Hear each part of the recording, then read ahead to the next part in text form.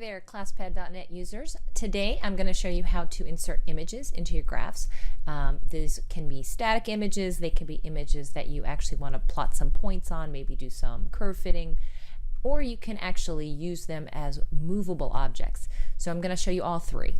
First, let's just do static. Maybe you just want a picture to highlight a document, talk about something. So all you have to do is you go into graph. So images are entered into our graph option. So click anywhere on the screen, choose the graph icon, you get a graph.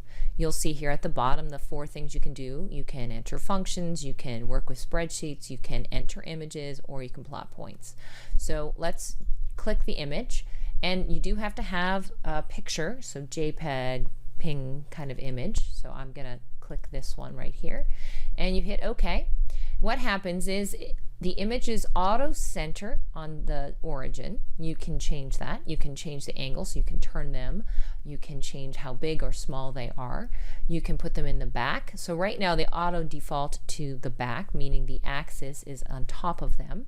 If you choose front, it goes to the back. Now this is a bad image for me to be using because you can't, there is an axis in the image. But if you had not had one, you wouldn't see the axes. So I want this to be a static image. It's not going to be acted upon, so I don't really need the grid or the axes. So up here in your three-dot menu of the graph, I'm going to turn all of these options off.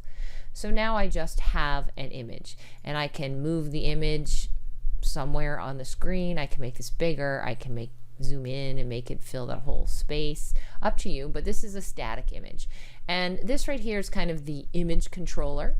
And you can leave it, you can drag it somewhere else on the screen. I like to tend to kind of just put it behind my picture and then click on the picture, and it goes behind. So different ways, but it controls the actual image. So that's a static picture. You're not going to do anything with it. You could eventually go back and do something to it if you wanted to. So to actually work with a picture, you're going to probably want to keep the grid on. So you're going to go through the same process. You're going to choose your image. Here's my graph. I'm going to pick a different picture this time. So let's say I want to do curve fitting. See if my students can come up with the quadratic equation that fits this particular one. So here's my picture. I'm going to click OK.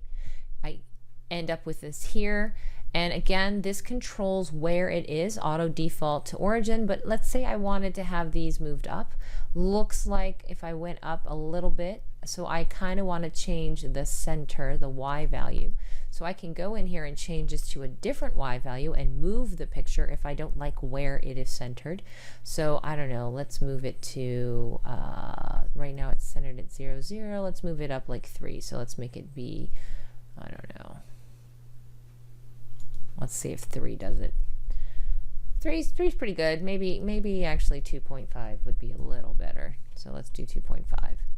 I'm trying to get those endpoints there. Okay, so that's a little better. So now I have my intercepts, right? So now what I could do if I'm going to do curve fitting, and I can remember once you have it in the grid, you can move it around, center things, you zoom in, zoom out, you can go up to your three dots and change your range and domain. If you don't want to see the numbers, you probably do if you're doing curve fitting. But now you could plot some points, you could do regressions, you could have students enter equations, figure out where things are, plot some points on this, those types of things. And I'll go through how to do that in a later how-to. Right now I just want to focus on how do you actually get the pictures in there. So I'm going to hide this back here. We're done. So we've got our static image. We have an image that we could plot points on and functions, those types of things, where I'm keeping the grid and the axes. And now let's say I want a picture that actually moves with my functions, right? So one way to do that, and we're working on other ways, but one way to do that now is to create a slider. So to create sliders here, you just need variables. So I want it to be controlled by X, so I'm going to just make a slider called X equals A. And that's going to graph the vertical line here at A, and my slider now is controlled. And I don't actually want to see the graph. So if you click on the graph, the color here, you have an option to hide the graph. What I really want is I just want the slider. So we're going to kind of put this out of the way. I don't need it anymore. I want the slider. So a slider is controlling basically a point on X. So now let's get an image. So let's get a different image. Let's get something I want to move. Maybe I want to see a frog hopping or moving. So I have a picture of a frog, and I'm going to put him in, and notice he's huge.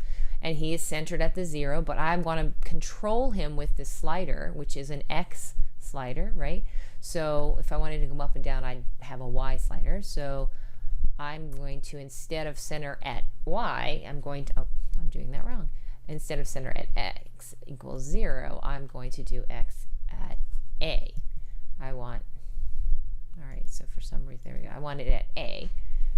So notice what happens. It kind of moves him because my A is at 1 right now, so it moved to center of the frog. Now he's entirely too big as well. So I am going to change his size, and I want him to be smaller. So let's just divide by 5. So let's make it a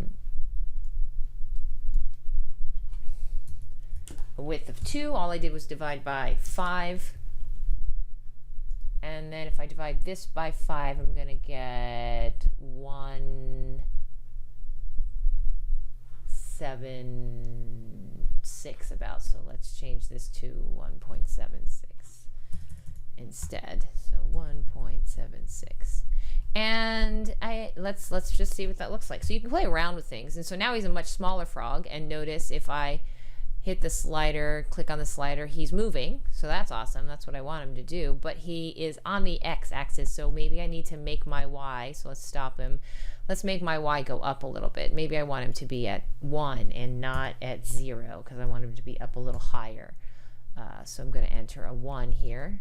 And now let's see what that does to my frog. And there's my frog. Now I can see him. So you could do some fun things. You could have them moving along an actual function if you plotted a function with the point. So you can attach it by creating a slider and using those slider variable, the letter, as your center XY. And that will help control where your image is. And you can change the size. You can turn the angle if you want them turned up. Whatever. So that's how you work with some images right now, and so have fun with that. It's pretty creative and a lot of fun with the kids trying to get things to move. Maybe you can create some races, work with rates of change, those types of things. So have a good time playing, and we will see you online. Join us on Twitter, Facebook, and YouTube.